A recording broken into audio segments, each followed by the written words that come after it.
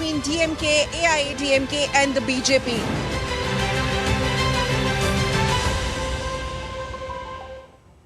We're live from New Delhi. You're watching the India News, India's Voice to the World. I'm Lipakshi Khurana, coming up in the next hour.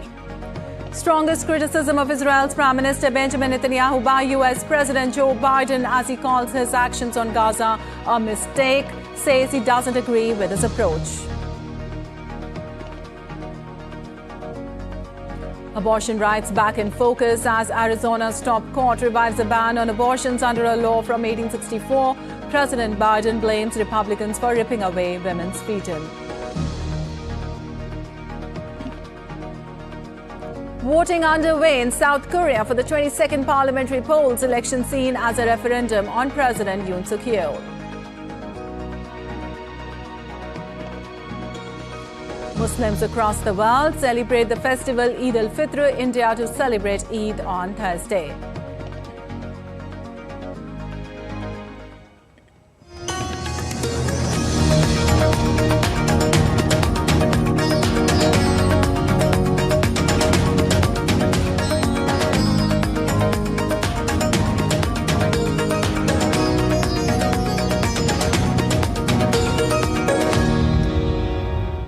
On to the details now. US President Joe Biden said Israeli Prime Minister Benjamin Netanyahu's Gaza policy was a mistake and urged Israel to call for a ceasefire. In an interview to US Spanish language TV channel, Biden calls for a ceasefire and total access to all food and medicine going into Gaza. His remarks on a ceasefire marked a shift from his previous comments in which he has said the burden lies with Hamas to agree to a truce and hostage release deal.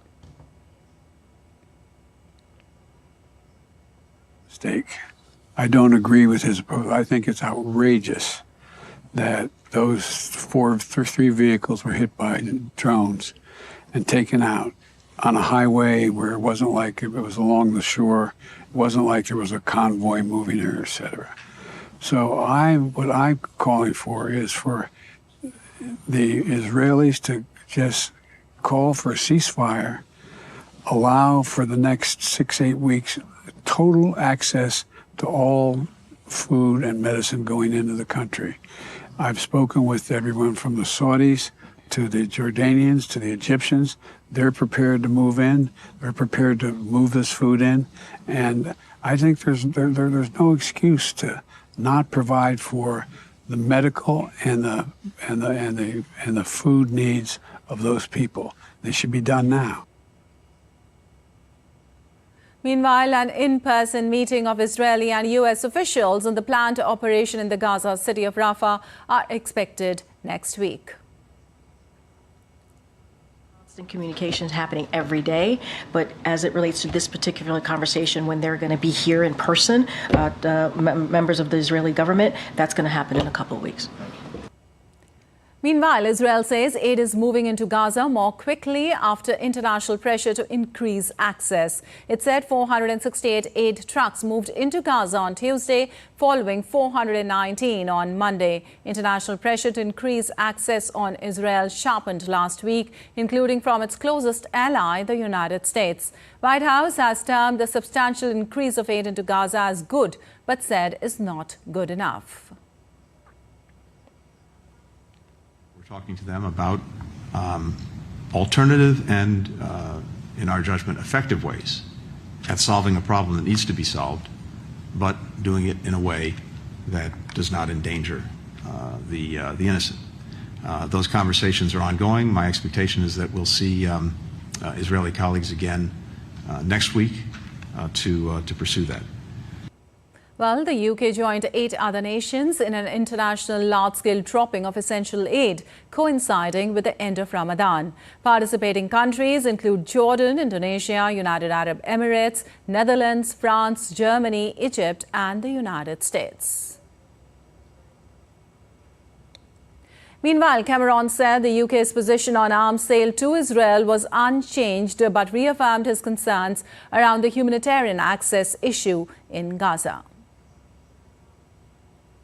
The latest assessment leaves our position on export licenses unchanged. This is consistent with the advice that I and other ministers have received, and as ever, we will keep the position under review. Let me be clear, though, we continue to have grave concerns around the humanitarian access issue in Gaza, both for the period that was assessed and subsequently.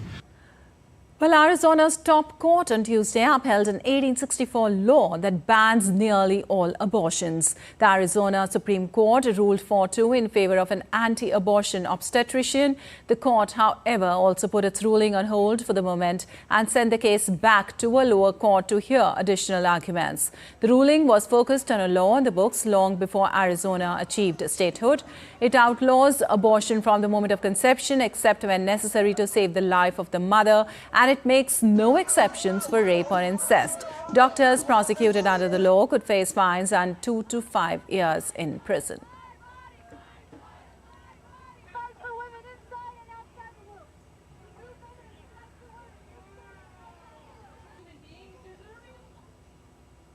Also, Arizona Governor Katie Hobbs, in her first remarks after top court's ruling, said the ban is extreme and hurts the women. This 2022 abortion ban is extreme and hurts women. And the near total Civil War era ban that continues to hang over our heads only serves to create more chaos for women and doctors in our state. As governor, I promised I would do everything in my power to protect our reproductive freedoms. Also denouncing Arizona abortion ban, the U.S. President Joe Biden said on Tuesday that millions of Arizonans will soon live under an even more extreme and dangerous ban. Biden, in a statement, said this ruling is a result of the extreme agenda of Republican elected officials who are committed to ripping away women's freedom.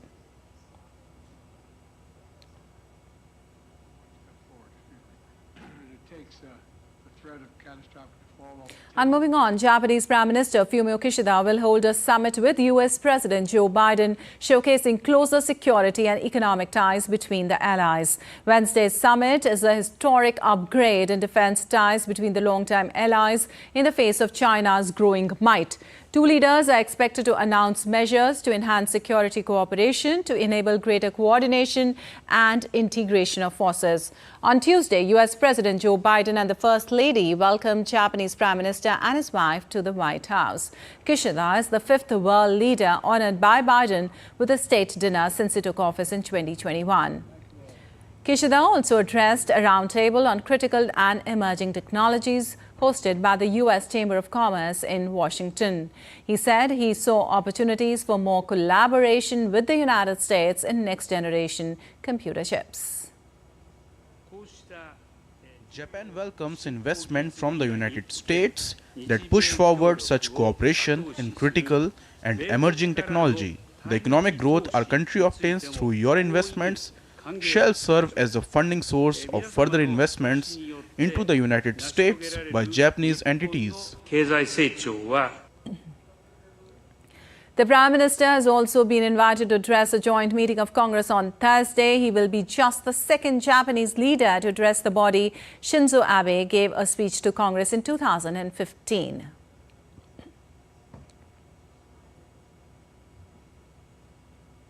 And for more on Kishida's visit, we have DD India's correspondent Chris Gilbert joining us for more. Well, Kishida began a much anticipated visit to Washington on Tuesday that spotlights shared concerns about the provocative Chinese military action in the Pacific and differences on the U.S. steel deal. What's the significance and where do you see this going ahead?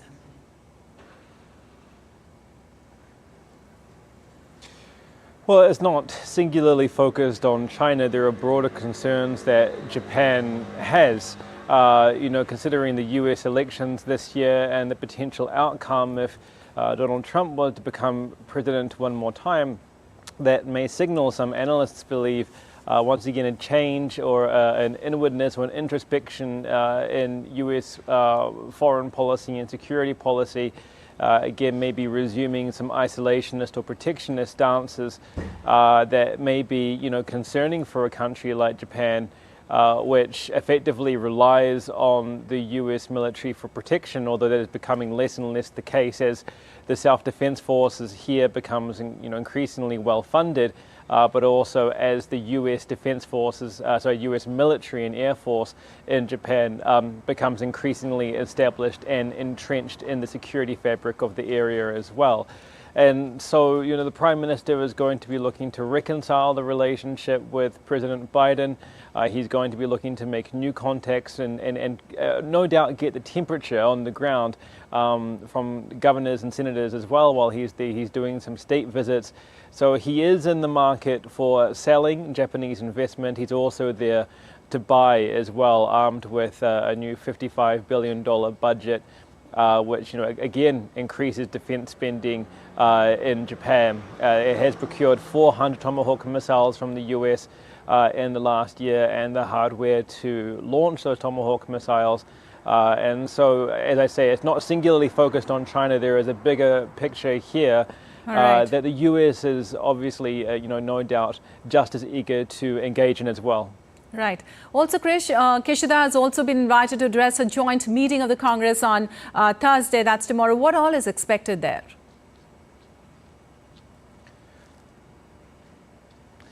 He will very likely be wanting to remind Congress of the importance to Japan to the US foreign policy.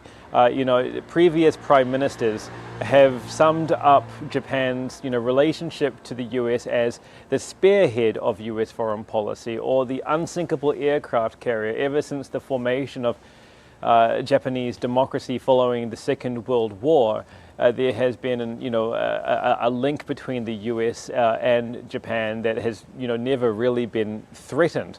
And so Kishida is very likely and very widely expected to remind Congress of this long-running relationship, to be a global partners together, to not rely, as Nikkei is reporting, on globalization to keep peace around the world, and that they're going to need to work together.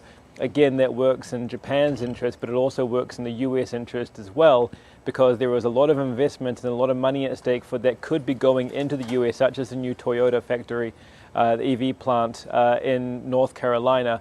And these are likely going to be the broad brushstrokes of his address to Congress.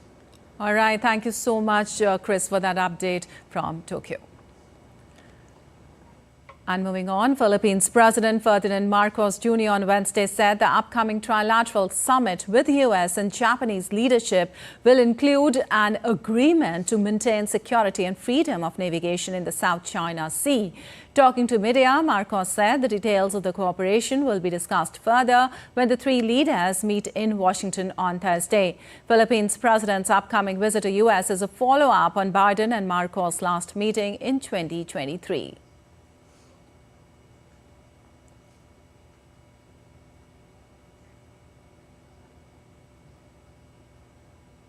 And ahead of the trilateral summit, U.S. National Security Advisor Jake Sullivan said more joint patrols can be expected in the South China Sea in near future after drills by the United States, Australia, the Philippines and Japan last weekend. Warships from the four nations staged the exercises on Sunday, following stepped-up Chinese pressure on the Philippines in the disputed strategic waterway. Sullivan also said Washington and its existing Australian and British partners in the AUKUS Security Pact would explore possible Japanese involvement in Pillar 2 of the project.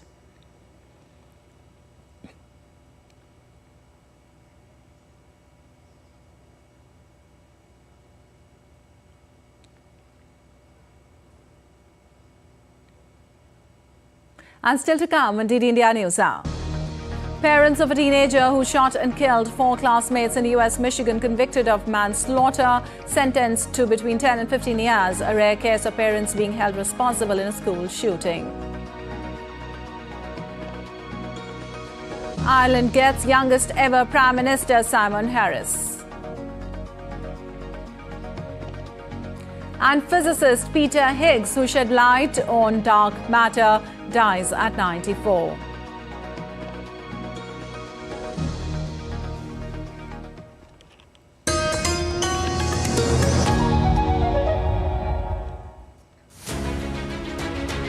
As the cycle of accountability returns, the time has come when the biggest democracy chooses to write another chapter in its glorious history. Development, justice, regionalism, a big political canvas. Everything will be put to test in this mega battle for glory.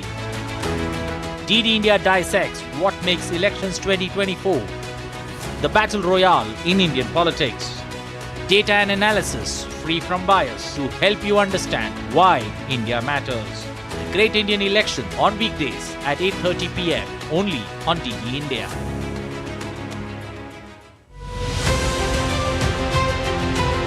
Poll Pulse tracks the pulse of the poll-bound southernmost Indian state of Tamil Nadu. Voting is our responsibility. This is a big fight between BJP and India alliance. Will you vote? Yeah, power of democracy. This is a huge.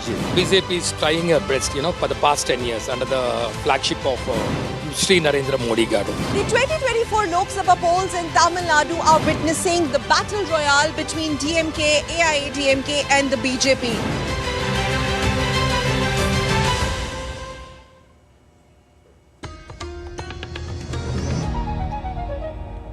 Welcome back. You're watching DD India News Now. I'm Pakshi Quran, and moving on, voting is underway for the parliamentary polls in South Korea. Voting is seen as a referendum on President Yoon Suk Yeol. The opposition Democratic Party, which already dominates the 300-member legislature, has hammered Yoon and his Conservative People Power Party for mismanaging the economy and failing to rein in inflation. PPP leader Han Dong-hoon said a big win by the DP, whose leader is facing corruption charges, would create a crisis for the country. He warned against giving the opposition an unprecedented supermajority of 200 seats. Yoon, about to enter the third year of his 5-year presidential term, has been suffering from low approval ratings for months, having come to power in 2022, vowing to cut taxes, ease business regulations and expand family support in the world's fastest aging society. And DD India correspondent Chris Gilbert tells us about issues which are dominant in the polls. Crisis, and that is certainly number one on everyone's mind at the moment, and both parties have come out with ways that they would want to tackle them. The Democratic Party saying that they're going to target rental housing subsidies for families with 2 children. The People Power Party looking at measures for child sick days, so parents can have time off work when their children are sick for about 5 days of the year. Polling and reports suggest that young people in particular are looking for more support to start families. But of course, there is also the economy. There's the ongoing doctor strike and the issues affecting the health sector at the moment. And experts are saying that these issues that are affecting the lives of everyday South Koreans are the main ones that they're going to be voting on. And early polling shows that a record 30% of them have already voted early in this election. It's the highest ever number of early voters to vote ahead of today's poll, which suggests heightened interest in this election. And we're going to find out the results early tomorrow morning, about 24 hours from now. Well, Togo has rescheduled legislative elections for April 29th after delaying the ballot over a highly contested constitutional reform. The Togo presidency, in a statement, announced the new election day. The elections were rescheduled after the cabinet meet on Tuesday. Elections had been set for April 20th, but the government postponed them, saying consultations were needed over the reform. However, opposition parties called the move a bid to keep President Faure Gnassingbé in power longer. The constitutional amendment has triggered discussion over the rule of Gnassingbé. He has been in power since 2005 after succeeding his father, who governed for 3 decades after a military coup. And the parents of the teenager who killed 4 students in the 2021 school shooting in Oxford, Michigan, James and Jennifer Crumbley, were each sentenced to 10 to 15 years in prison weeks after being convicted of manslaughter. This is a rare case of parents to be held criminally responsible for a mass school shooting committed by their child. James and Jennifer, who each had faced up to 15 years in prison, have already been in prison for over 2 years since their arrest in a Detroit warehouse days after the shooting. Though they were tried separately, their sentencing took place together in an Oakland County courtroom. Ethan Crumbley's parents were sentenced immediately after several parents of the victims gave emotional statements in an Oakland County courtroom in Pontiac in Michigan. And 4 Chicago police officers shot at a suspect nearly 100 times in less than a minute after the man opened fire on them during a traffic stop last month. Body cam videos of the incident shows officer reacting after shots are fired and then aiding an injured officer. Tactical officers involved in the March 21st incident were responding during a traffic stop in which African-American driver was pulled over on suspicion of not wearing a seat belt. The incident remains under investigation. One officer was shot in the wrist after the driver appeared to initiate an exchange of gunfire. The driver was pronounced dead at a hospital and a gun was recovered from the front passenger seat. While initial civilian Office of Police Accountability report drew no conclusions about the officer's conduct, the incident is likely to fuel a long-running national debate about use of force by law enforcement and race relations in the United States.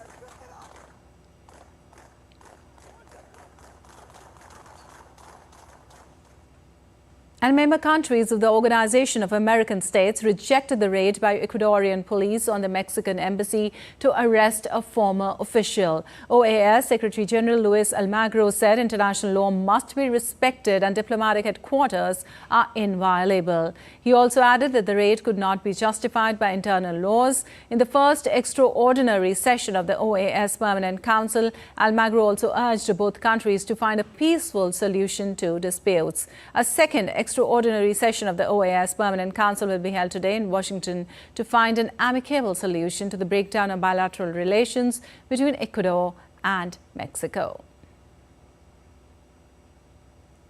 And following the raid on the Mexican embassy in Quito, Mexican Foreign Secretary Alicia Bárcena on Tuesday called the community of Latin American and Caribbean states to join Mexico's complaint to the International Court of Justice.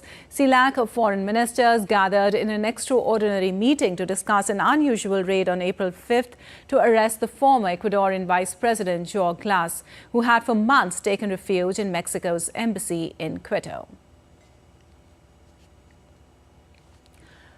Bárcena said the behavior of the government of Ecuador was disproportionate. She added the government of Ecuador not only flagrantly violated the Vienna Convention on Diplomatic Relations, but also contravened one of the most important and solid legal institutions in Latin America and the Caribbean, such as asylum. The Ecuadorian government chose to illegally and violently break into premises protected by international law, to resort to acts of violence against our embassy's diplomatic staff, and to arbitrarily detain former Vice President. Friends, there is no room for hesitation in this shameful case. These acts must be condemned internationally to safeguard the laws that govern countries. And Venezuelan former oil minister Tariq al-Aissami has been arrested in a corruption probe into state oil company PDVSA. Former finance minister Simon Zerpa and businessman Sir Mark Lopez have also been detained. Al-Aissami resigned in March 2023 amid a wide anti-corruption probe ordered by Maduro, which has been mainly focused on wrongdoing at PDVSA. Al-Aissami has not spoken publicly for more than a year. The three men are facing charges of treason, money laundering, conspiracy and misdirection of public funds. The case involves a network of PDVSA executives who use their positions to carry out illegal operations, including some involving cryptocurrencies. All of the men have been under sanctions by the United States since 2017, with al-Aissami and Lopez facing drug charges. And Colombian Foreign Minister Luis Gilberto Murillo told reporters at the United Nations that calls for dialogue from the National Liberation Army are a good sign. Colombian leftist rebel group, the ELN, has requested an extraordinary meeting with the government, saying peace talks were in a critical state. President Gustavo Petro restarted talks with the ELN at the end of 2022 as part of his efforts to end Colombia's six-decade conflict. The ELN and the government have held 6 rounds of talks so far, resulting in a bilateral ceasefire. But the rebels said in February the negotiations were in crisis, though the two sides later said they expected another round of talks this month. And Ireland's Parliament has elected Simon Harris as the country's new and youngest ever Prime Minister, officially taking office in Dublin to succeed Leo Varadkar following his surprising resignation last month. Harris ran unopposed to replace Varadkar as leader of the ruling Fine Gael party, and the final formalities were completed in the Dale Islands Parliament. He has held a number of government positions since being earmarked as a rising political star in his late 20s. Most recently serving as the Minister for Higher Education and Science, Harris was elected to Parliament at 24 and appointed to Cabinet before he turned 30. Before Harris, Varadkar was the country's youngest ever leader when first elected at the age of 38. And Indian Prime Minister Narendra Modi congratulated Simon Harris on becoming youngest ever Prime Minister of Ireland. In a tweet, he said, and I quote, "Highly value our historical ties that are based on shared belief in democratic values. Looking forward to work together to further strengthen India-Ireland bilateral partnership," unquote. And Bolivian doctors went on a national strike on Tuesday to protest a retirement bill they claim will force them to retire when they turn 65 years old. Doctors started a 72-hour national strike with a march that was joined by teachers against what they call the forced retirement law the government wants to get passed in Congress. In Bolivia, the voluntary retirement age is set at 58 years old for men and 55-year-old for women. Although the president of La Paz Medical College said doctors need to work longer to achieve a decent retirement pension.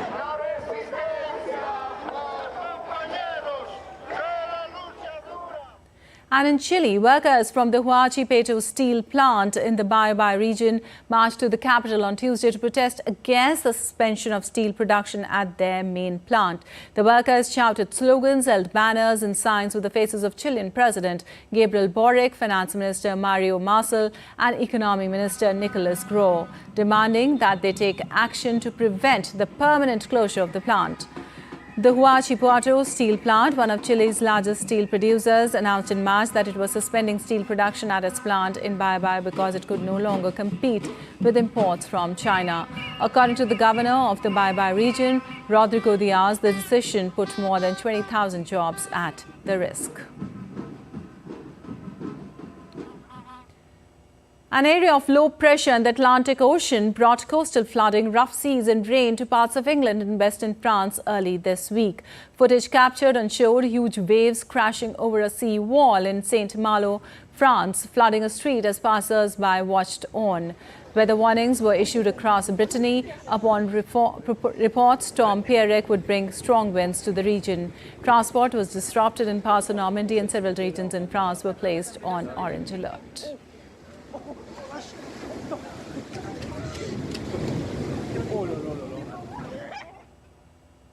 And Russia and Kazakhstan ordered more than 100,000 people to evacuate after swiftly melting snow swelled mighty rivers beyond bursting point in the worst flooding in the area for at least 70 years.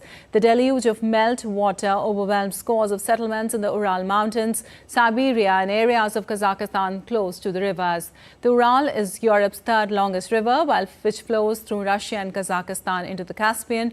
A state of emergency was also declared in Tyumen, a major oil-producing region of western Siberia, the largest hydrocarbon basin in the world.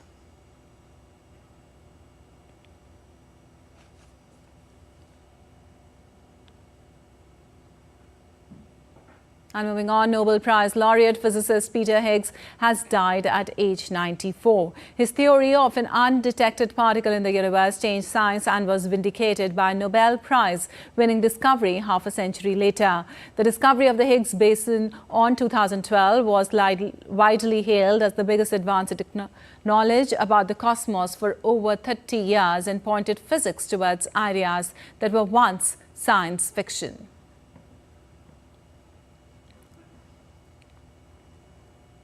And the United Arab Emirates, along with other Gulf Cooperation Council countries and many Arab nations, are celebrating Eid-ul-Fitr.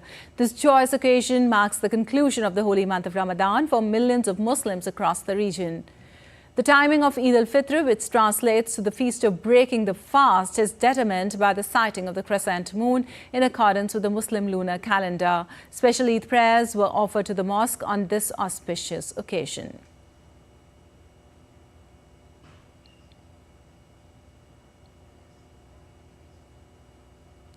Eid-ul-Fitr will be celebrated in India on Thursday as the moon was not sighted on Tuesday evening. Eid, however, is being celebrated today across Kerala and in Leh and in Kargil. Eid-ul-Fitr is celebrated across the world on different days, and it is determined by the sighting of the crescent moon, which is supposed to denote the start of the Shawwal month in the lunar Islamic calendar. And still to come on DD India News Hour. 12 killed in a tragic bus accident in central India's Durg. Prime Minister condoles loss of lives. As the first phase of India's general elections approach, political parties intensify their efforts to attract voters, with leaders thronging to the ground to engage with the public and gain support. And we tell you about two archipelagos of India as they go to the polls on the 19th of April.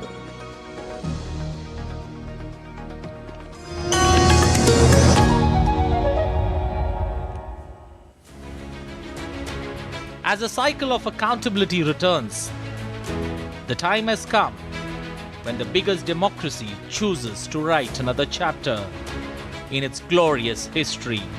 Development, justice, regionalism, a big political canvas. Everything will be put to test in this mega battle for glory. DD India dissects what makes elections 2024 the battle royale in Indian politics. Data and analysis free from bias to help you understand why India matters. Great Indian Election on weekdays at 8:30 p.m. only on DD India.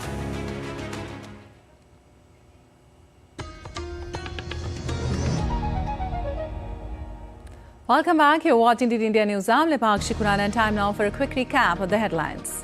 Strongest criticism of Israel's Prime Minister Benjamin Netanyahu by US President Joe Biden as he calls his actions on Gaza a mistake, says he doesn't agree with his approach.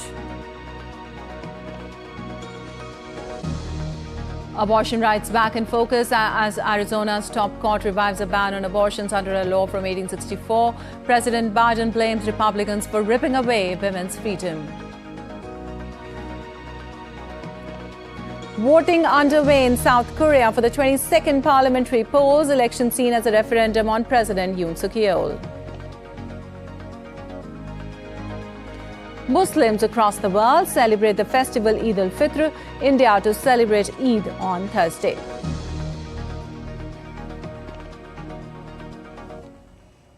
Well, in a tragic incident, at least 12 lives were claimed and 14 injured after a bus fell into a mine pit in central India's Durg district of Chhattisgarh on Tuesday. The bus carrying workers fell into a ditch around 8:30 in the evening. The workers belonged to a private distillery company of Durg and they were returning home when the bus met an accident. India's President Draupadi Murmu and Prime Minister Narendra Modi expressed their grief and condoled the loss of lives in an accident. Meanwhile, Chhattisgarh Deputy CM Vijay Sharma visited the injured at AIIMS, Raipur in the wake of the accident.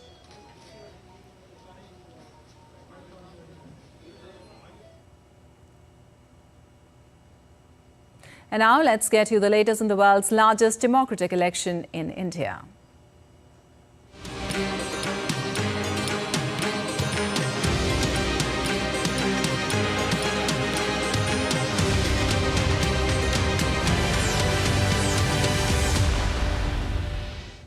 Well, election season is at its peak in India, with parties organizing multiple public meetings as the first phase of voting is slated for the 19th of this month. Prime Minister Narendra Modi is going to address public meetings in Vellore and Mettupalayam in India's southern state of Tamil Nadu today, followed by a meeting in Ramtek in the state of Maharashtra.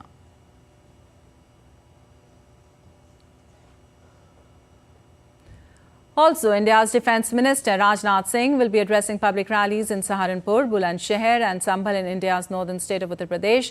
Uttar Pradesh is one of the 3 Indian states, along with Bihar and West Bengal, which will undergo voting in 7 phases. India's Union Home Minister Amit Shah will be addressing rallies in West Bengal's Balarghat and Bihar's Aurangabad. Both West Bengal and Bihar will see voting in 7 phases. Yogi Adityanath, Chief Minister of India's state of Uttar Pradesh, is scheduled to address a rally at Kathua in the northern state of Jammu and Kashmir. Voting in Jammu and Kashmir is split into 5 phases.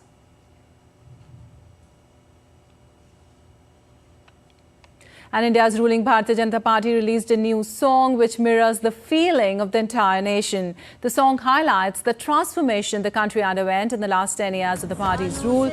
The song has been sung in 12 different languages and showcases the people coming together on their diversity while showcasing the essential unity of the nation. In the end, thousands of people come together to form a giant collage representing the unifying force of Prime Minister Modi.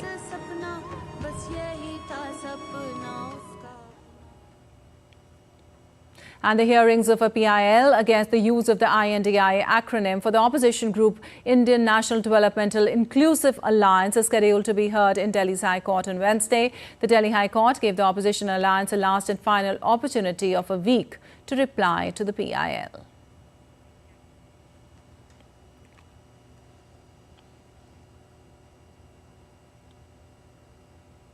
Well, Puducherry, also known as Puducherry, is a charming coastal town located on the southeastern coast of India. The French Riviera of the East is famous for its serene beaches, Parisian vibes, frothy coffee, chocolates and a lot more.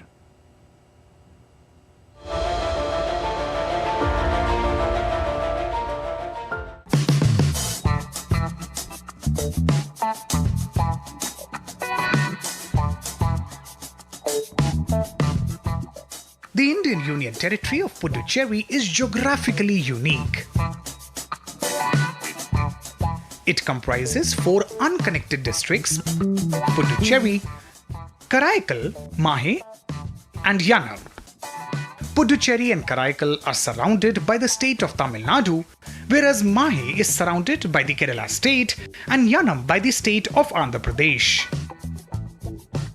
A former French colony, Puducherry, which was earlier known as Pondicherry, became a part of India in the year 1954. Famous for its beaches and French architecture, the Puducherry district attracts both domestic and international tourists. In the 2024 general elections, Puducherry, which has 1 seat in the lower house of the Indian Parliament, will go to polls in the first phase on the 19th of April. The Union Territory has over 1 million voters, out of which over 0.48 million are men, nearly 0.54 million are women, while more than 150 belong to the third gender. Puducherry is currently being governed by the National Democratic Alliance, which includes the All India NR Congress and the Bharatiya Janata Party.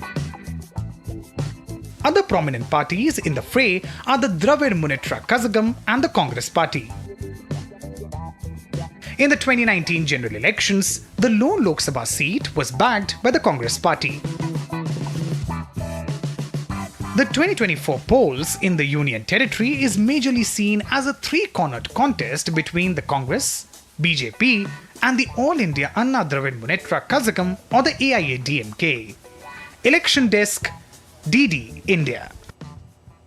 Also, Andaman and Nicobar along with Lakshadweep is truly India's hidden coastal treasure. Lakshadweep is the smallest union territory in India, while Andaman and Nicobar is the maritime route in the Southeast Asian region. Let us take a look at the 2 archipelagos as they go to the polls on April 19th.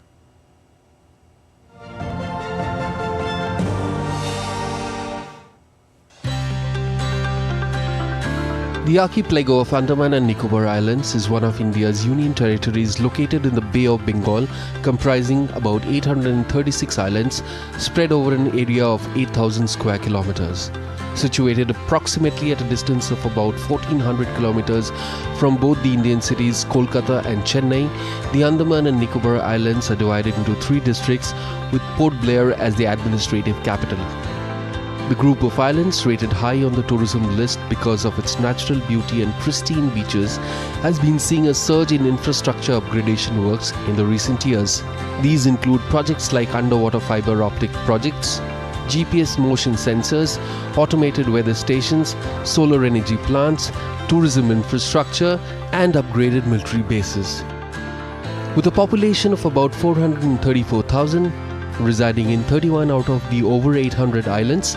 About 312,000 registered voters are exercising their franchise this time, which includes 162,000 males and about 149,000 female voters. 3 voters are from the third gender category. During the 2019 elections, the lone seat was won by the Indian National Congress. The other prominent political parties in the archipelago are Bharatiya Janata Party, though other parties including Bahujan Samaj Party and the left parties also participate in the polls. Election is being closely monitored in the Union Territory, which is strategically important for India, particularly because of its location, as its northern point is merely 22 nautical miles from Myanmar and the southern post point is about 90 nautical miles from Indonesia. The Andaman and Nicobar region is also an important maritime route in the Southeast Asian region.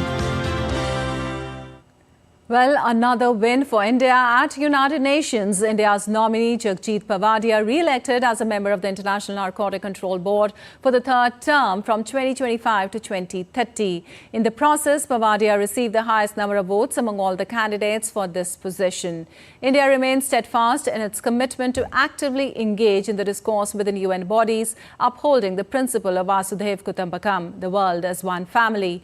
India's External Affairs Minister Dr. S. Jaishankar also shared the information to social media platform X and quoted, I quote, today India's nominee Ms. Jagjit Pavadia has been re-elected to the International Narcotic Control Board at elections held in New York for the term 2025-2030. India secured the highest number of votes amongst all elected member states to the board, unquote. And now let's take a look at other stories making news today. A team of the Archaeological Survey of India arrived at Puducherry complex in Dhar, Madhya Pradesh to continue the survey which began on 22nd March 2024. The ASI survey at Puducherry continues to progress, shedding light on the rich historical and cultural heritage of the region.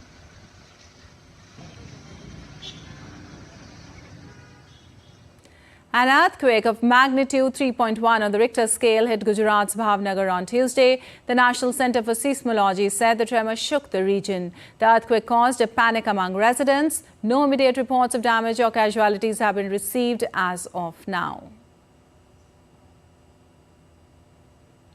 A massive fire broke out at a 4-story shop in Delhi's Gandhinagar market on Tuesday night. The fire tenders reached the spot after receiving the information along with the senior officials. The Delhi Fire Service said no one was injured in the incident. The reason of the blaze is yet to be ascertained, but it is suspected to be a short circuit.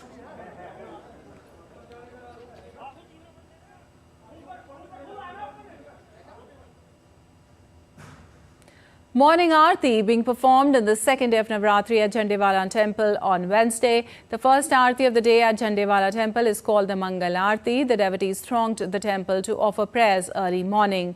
Navratra marks the beginning of the Hindu New Year.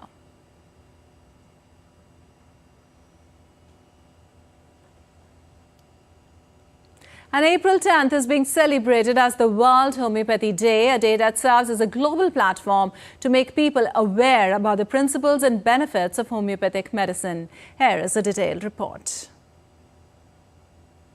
Homeopathy Day is celebrated on April 10th every year. The day offers an opportunity to explore and hold discussions on alternative medical systems. Homeopathic practitioners and users commemorate the day with the aim of spreading many advantages of using this alternative form of medicine. The goal of homeopathy is to address the whole body, including the way of life, hereditary predispositions, and disease history, to give relief. Homeopathic cures are modified to take care of every individual's particular requirements.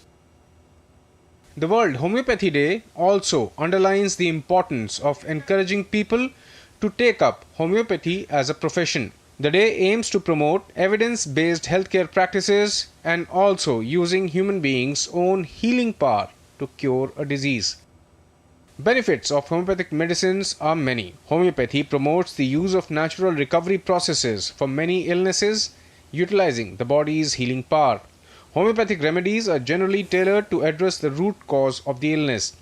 Homeopathic medicines have the least side effects as they are generally made of non-toxic substances.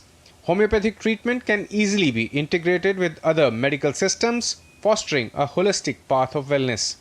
Unlike other medicines, homeopathic pills do not hamper digestion or lower the body's resistance. World Homeopathy Day traces its roots back to the birth of Dr. Samuel Hahnemann, the founder of the alternative form of medicine. He was born on April 10, 1755. Hahnemann's idea about using highly diluted substances to stimulate the body's healing response laid the groundwork for this alternative medical system. Bureau Report, DD India. And still to come on DD India News Hour. US stocks end slightly higher while Asian markets subdued on yen caution. Indian men's hockey team look to bounce back against Australia in the third game. Host Aussies lead the 5-match series 2-0.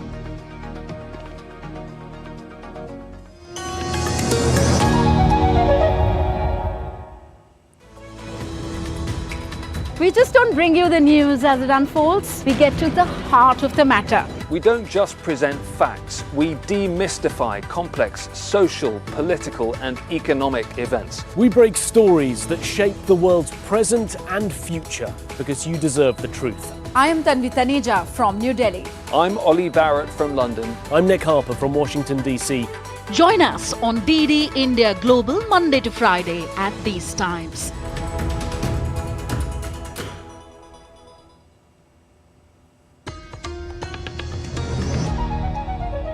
Welcome back. You're watching DD India News. I'm Lipakshi Khuranan. On to some business news now. The S&P 500 posted nominal gains on Tuesday, a day ahead of major inflation data. Wednesday's hotly anticipated consumer price index is at the top of most investors' mind as they tweak expectations on the timing and extent of the Federal Reserve's rate-cutting phase. According to preliminary data, the S&P 500 gained 0.15%, while the Nasdaq Composite gained 0.32%. The Dow Jones Industrial Average fell 0.02%. While Asian stocks were muted as investors kept watch for possible intervention by Japanese authorities to stop the yen's decline and awaited US inflation data, Australian shares were up 0.3% in early trade, while Japan's Nikkei stock index was down by 0.41%. The Nikkei is looking to test 40,000 points again, with the yen slide seen helping fuel that push.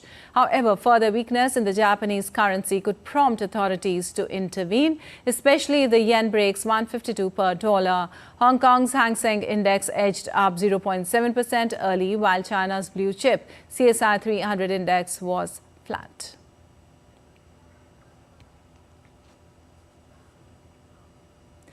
And in IPL, we have in Indian Premier League, in a riveting contest, Sunrisers Hyderabad clinched victory by a narrow margin of 2 runs against Punjab Kings in Mulanpur on Tuesday. Chasing 183 for a win, Punjab could only manage 180 for 6. Shashank Singh's top scored 46 off 25 balls and Ashutosh Sharma also remained not out on 33 off 15 balls.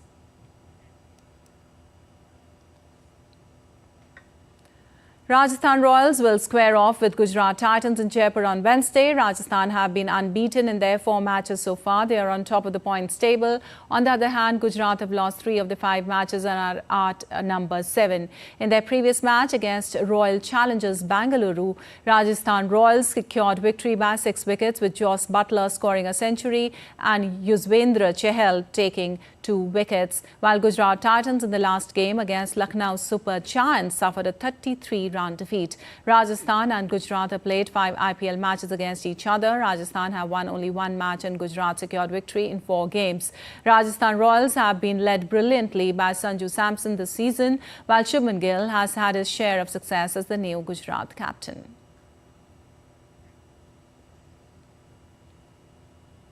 And in hockey, Indian men's hockey team will take on Australia in their 3rd game of the 5-match series on Wednesday. Having lost the opener 5-1 and second match 4-2, India outrailed the series by 2-0. The 5-match series, part of India's Paris 2024 Olympic preparations, concludes on April 13th.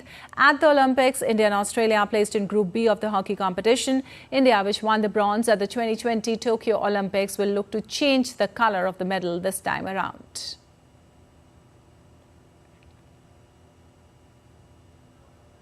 And two-time Olympic medalist PV Sindhu and HS Pranoy will lead the Indian challenge at the Badminton Asia Championships in Ningbo city of China on Wednesday. Sindhu, who is not quite at a peak performance yet, is expected to win the first round when she takes on Go Jin Wei of Malaysia.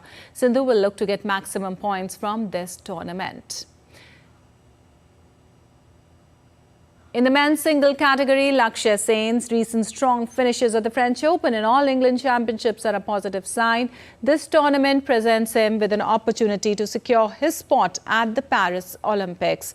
HS Pranoy and Kidambi Srikanth, India's other experienced campaigners, will also be competing in men's singles.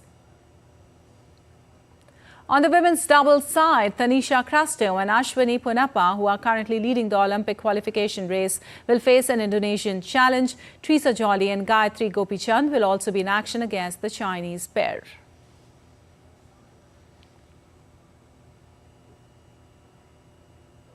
And in football, beyond Munich, striker Harry Kane returned to North London to score his customary goal against Arsenal as the first leg of their Champions League quarter-final tie ended 2-2 on Tuesday. The former Tottenham Hotspur player, so often Arsenal's nemesis in North London derbies, stroked home a penalty in the 32nd minute as the Bundesliga side hit back to lead 2-1.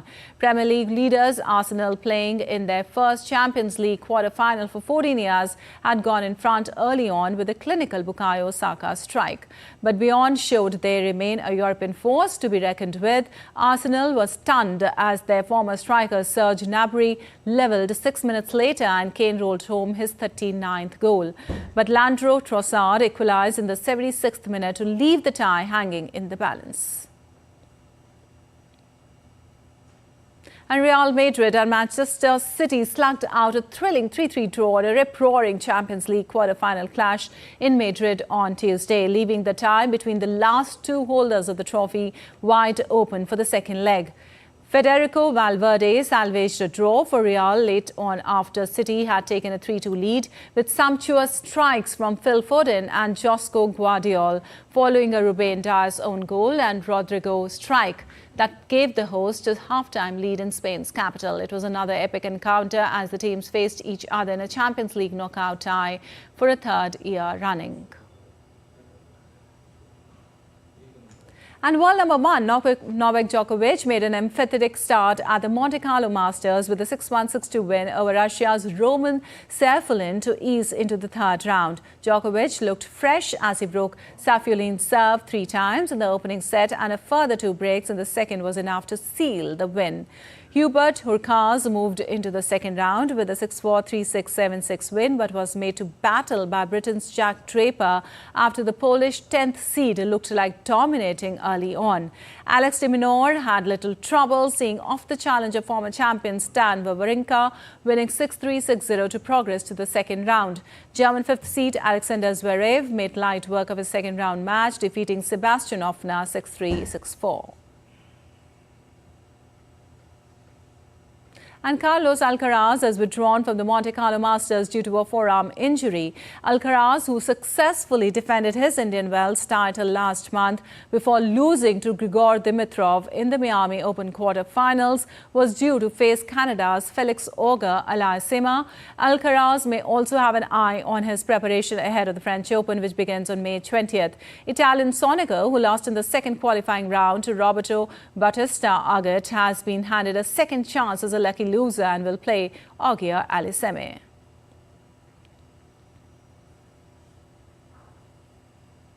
All right, that's all for this edition of DD India News Hour, but let us know your thoughts on the news of the day. You can connect with us on Facebook, X, formerly known as Twitter and Instagram. We'll be back with more news as it breaks here on DD India. I'm Lipakshi Khurana from all of us here in Delhi. Thanks for watching DD India News Hour.